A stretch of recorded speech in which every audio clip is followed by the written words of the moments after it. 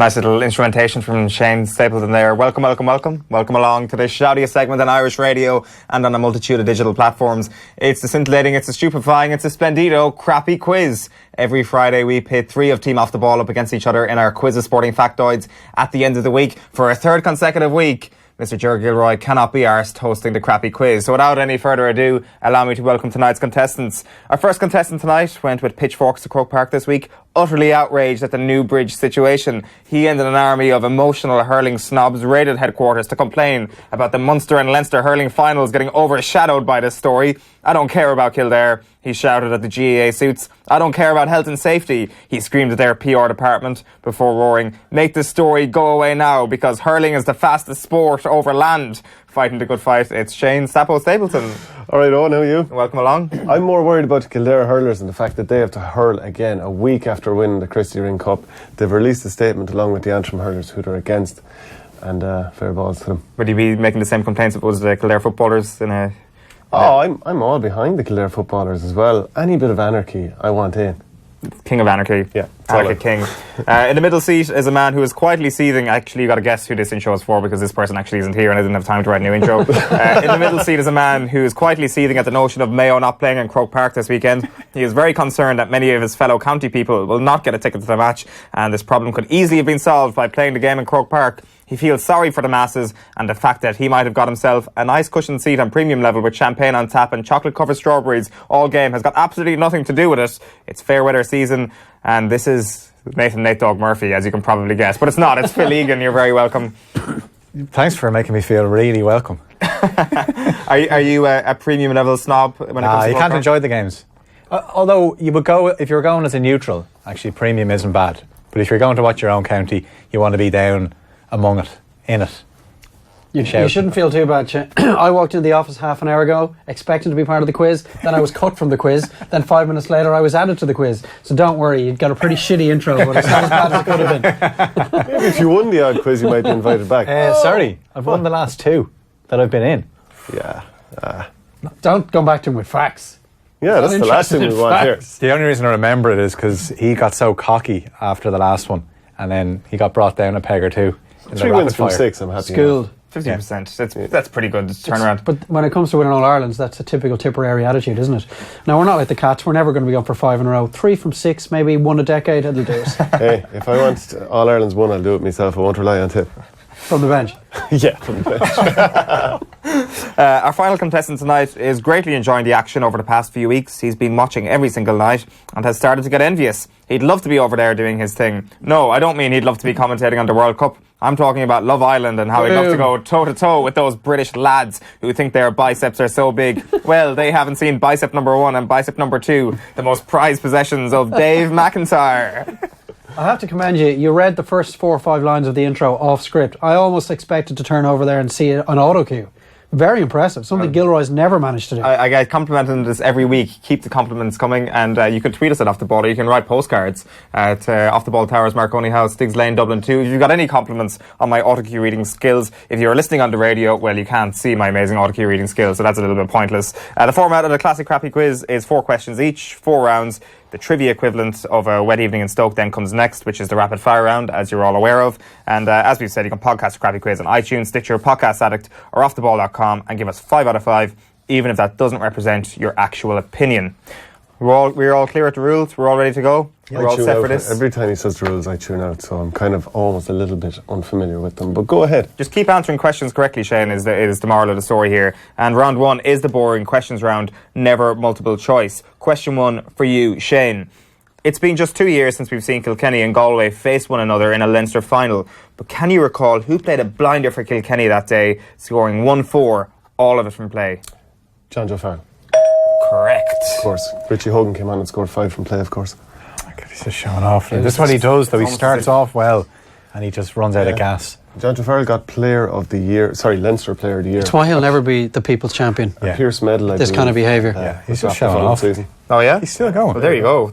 Never will he be the Crappy Quiz housewife's favourite. No, well, we don't know. Housewives get in touch to see if Shane Stapleton is your favourite. We'll put up a poll to see who is the housewife's favourite. Question 1 for you, Phil. After last weekend's cruise against Laois, who is now the top scorer for Dublin in Leinster football finals this decade? Dean Rock. Had to be. Bernard Brogan. I was thinking Bernard. 427 in total this decade in Leinster finals. Very tricky question, particularly the use of the word now in the question. Yeah. As if something had changed. Well, that question was actually meant for Dave, and I was trying to double bluff him. I don't get as much enjoyment out of double bluffing you, but there was a golf question set for Nathan, which is now going to go to Dave. Brooks Koepka a couple of weeks ago became the first golfer since whom to successfully defend a major title. Oh, that's easy. Curtis Strange. Oh, Padraig Major Harrington. title. Yeah. Oh, I think in US Open. Didn't even listen to the question. That's how arrogant I was. The arrogance of the man. Round number 2, so it's Shane 1, Phil 0, Dave 0. Terrible. Huge start. Round 2 is the Watch the Throne round. After Germany had their crown ruthlessly pulled from their head this week, this round will test your knowledge on the other times when holders got dumped out at the earliest opportunity mercilessly. Question 2 for you, Shane. Who finished top of Group A in the 2002 World Cup, aka the group that world champions France finished bottom of? I'm going to go with, because they're the only other team from that group that I can remember, Senegal. Senegal finished second. Anyone? Why do I think I don't Denmark? remember. Denmark, correct. They played England in the good next shout. round and got knocked out in the round 16. Shame that's not your question, Phil. Your question is, Italy got knocked out of Group F in 2010, finishing behind Paraguay, Slovakia and New Zealand. They scored 4 goals in their 3 matches from 4 different goal scorers. Can you name any of them? It's a tricky one. De Rossi? No, wrong clip. Correct. Daniele De Rossi, he scored in the 1-1 draw with Paraguay. Anyone else? Pirlo? No. Your man, Tony. No Tony, no Gilardino. Vincenzo Iaquinta scored in the 1-1 draw in New Zealand, and in the 3-2 loss to Slovakia, Antonio Di Natale and Fabio Quagliarella. Quagliarella, yeah. It's a pretty tough question now. It is a difficult one, but you got it correct, so that's the main thing. Question 1 for you, Dave. Spain famously dumped out by Chile and the Netherlands in 2014's Group B. The most famous result, though, was the 5-1 defeat to the Dutch. Who scored Spain's goal that night?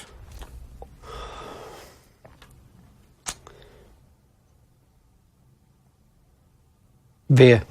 No. Torres. No. It was a penalty? Iniesta? No. Fabregas? No. Oh, we're going well. This is a Sergio very- Ramos? No. I already said that. PK. I wasn't No. listening. Alba. Listen to you. No. Good beard. Good beard game. Handsome man. Has he got ink? Yeah, not Nice noticeably, thinking. not like Ramos level. Just give us the answer. for Xabi God's Alonso. sake. I'm so sick of people going on about one of the he's most the coolest thing ever. handsome. Yeah, what? see, this is the nonsense. What? That himself and Pirlo, every time they do anything, if they fart, there's something up on Twitter about how they're the coolest person ever, and there's Pirlo drinking a glass of wine, and there's Xabi Alonso wearing a pair of shades. I'm sick of it. I'm bored. Played football They're in not GAA. actually that cool. He's played football in So what? Meath. He was in Kells for a day and he held up a jersey. That's about the height. Get over it. What is your problem? Well, I'm sick of people being portrayed It's like as Leinster cool. and Munster hurling He's a weekend. footballer. Beard envy, I'd say. He is you're no just tall in- glass of water. He's in foul humour. I'm This not. should be your Christmas in terms of weekend. Nah, Get the on to Kildare the thing is hurling rough with questions, them. will you? Well, I'll move on to that. I think we should, all of us as people will be offended by your take on Xabi Alonso. And these earphones won't stay in my small ears. It's very annoying. Round number 3 is the punditry at the World Cup round. We know you've all been watching the World Cup, but how much have you been watching those who are getting paid to watch the World Cup? This round will test your knowledge on classic and contemporary punditry moments. Shane, you're on 1 point. Phil, you're on 1 point. Dave, you're on 0. Shane, which musician was told by Martin O'Neill on the BBC during the 1998 World Cup, "You've done really well. I thought you would struggle. You can't play, you can't write, you can't play guitar"? Oh, it must be someone like... The best song from that World Cup was Don't Come Home Too Soon from Delamitri, but it couldn't be them. No, he didn't react, so it's not them. Robbie Williams? Oh, unbelievable. Where has he pulled that Well, from? like, I think because number one, he did the he did that. I didn't even watch the opening ceremony, but I mean, he looked ridiculous. Like You're talking about the most recent one? yeah. Oh, When he gave the finger to the camera, Yeah. he looked ridiculous. Like that guy who's 45 in your hometown and still tries to chat to all the 19-year-old girls. You know that kind of guy. He looked Name like them, that. please. Huh? No, I'm not going to name them. We all know who they are. You know who they are in your own towns. But it had to be let us know who the Boris Lee equivalent of that man is. There's one name on everyone's lips down in Boris Lee at the moment. And it ain't me. Go on. The trend of the person beside the quizmaster getting mysterious questions correct continues, I see. Why is that so mysterious? It's just a bit... the way No, you just that's... randomly pull that out of the bag. No. Definitely. He was really kicking off around then. Brother went to see him in concert. Rave reviews. I was in the middle of the Leaving Cert. I missed a lot of it. Did you? The Slane one, was it? I think so, yeah. Oh, I did see him at Slane that summer, though. Yeah? Brazil won. Good times. Spoiler alert. Brazil France won. lost. Oh no, France won the World Cup in 1998. That was embarrassing. Well, I missed the opening ceremony, but I did get out an hour early from English Paper 2, so I could see Scotland score an OG in the last 10 minutes against Brazil. Tommy Boyd. What you get in English? A C. Question 3 for you, Phil. In the 2014 World Cup, Eamon Dunphy didn't realise he was on air before a Brazil match, saying the F word twice. Didi Hamann was one of the other pundits in studio with him. Can you name the third pundit that RTE had on the panel that night? I'm going to say Liam Brady. Kenny Cunningham. At that When was particular that? moment in time. In 2014. Oh, 2014. At that particular moment in time. Did you see, who was it? Henrik Stenson dropped an F-bomb on Sky Sports recently during the middle of the US Open, I think, wasn't it? Yeah, and he was dropping the F-bomb. It was by the Sky card. Yeah, he was telling the commentator, oh, geez, I dropped an F-bomb there recently on the show. And then she's panicking. Oh, no, we're live. And she just kept apologising. I doubt he cared that much. But speaking of F-bombs, there you go. Question 3 for Pretty you, good story. Dave. Had to be there, I think. I'll write it down and send it on to you. Can you name any game that Kevin Kilban has been on co-commentary duty for the BBC on the box in this year's World Cup? The Germany game the other night. Who would it play? Oh. They were playing South Korea. Correct. It's a bit unfair given that I spoke to him off the ball immediately after the full-time whistle. Well, maybe I didn't realise that, Dave. Maybe I thought you were still on holidays up until Take the tap-ins, Dave. You take the tap-ins. So it's Shane 2, Phil 1, Dave 1 going into round 4, which of course is the fun-free magic number round. Contestants getting 3 points for getting the number exactly right in this round. If no one manages that, the nearest contestant who doesn't go bust gets 2 points, and the second closest gets 1 point. Again, I'm going to have to state that we can only accept the answer that's written on your paper. I'm also going to have to ask for your pens once the music ends. So you get this process. There's a sped up version of Frank Sinatra coming. It's not 30 seconds or whatever I said there. It's actually going to be a lot quicker than that. And I need your pens to go down before the end of the music. 28 seconds, so it's if a you real don't big mind, difference. give us the following number. The number of Triple Crowns won by Peter Stringer during his career, plus the number of goals scored by England so far in this World Cup, plus the number of Munster hurling titles won by anyone other than Cork or Tip this decade, plus the number of times a side has been knocked out of the World Cup in history based on the amount of yellow cards they received. Your 30 seconds or your 25 seconds begins or expires when Sinatra sings Bright Shiny Beads. What was the third one again? The number of times a side has been knocked out of the World Sorry, Cup. the Munster hurling one. It's just anyone bar Cork Tip who's won Munster this decade, isn't it? Yeah. The number of titles won by outside of Cork and Tip. What was the The second number of one? times it hasn't been won by them. Second question. The number of goals scored by England so far in the World Cup this year. And the first one's Peter Stringer. How many Triple Crowns does Stringer have? Hands down. Hands down. Okay, let me just write down the answers. Say, look at this. Look at this. Wow. I think I'm bust. What have we got, Shane? 15? Bust. Phil. 14. 14. Correct. No! What did you have, Dave? Don't be there. 15, and I changed it from 14. I thought Stringer had won 4. No. won 3. Stringer's won 3. 14. Oh, yeah, from 3 as well. That means you must have got all the rest of them correct. The number of goals scored by England so far in the World Cup? 8. 8. The number of Munster hurling titles won by anyone other than Cork or Tip this decade? 2. Limerick and Waterford. Limerick and Waterford. Of course. And the number of times the side has been knocked out of the World Cup based on the amount of yellow cards? 1. That was That is a Senegal killer. yesterday. So, Phil, that is a great turnaround of fortunes for you. You're up to 4 points. Shane, you're on 2. Dave, you are on 1. Did they not win 3 Triple Crowns under Eddie, no? And then 1 under Declan Kidney. Well, Based on your Wikipedia data. Definitely 2004 and 2006. And 2007. They only lost to France. you see, I wasn't supposed to be doing this quiz. I didn't bother putting in any details for Jar. Yeah, but that was under Declan Kidney. That's the 4th. Yeah. Are we having a Stewart's inquiry? Was there not Tomas O'Leary in 09? Yeah, but Peter Stringer won a Triple Crown. Sure, he came off the bench in the Grand Slam win over Wales in Cardiff.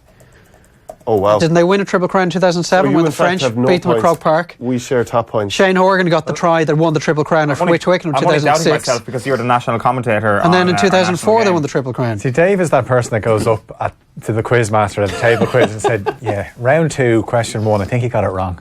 And he's gone back to Wikipedia here, as if clicking on the honours section would have something like the invented Triple Crown non-actual trophy. 2004, 2006 and 2007 Irish 3 Triple Crowns. They won a Grand Slam in 2009. Which has to be a Triple Crown as well.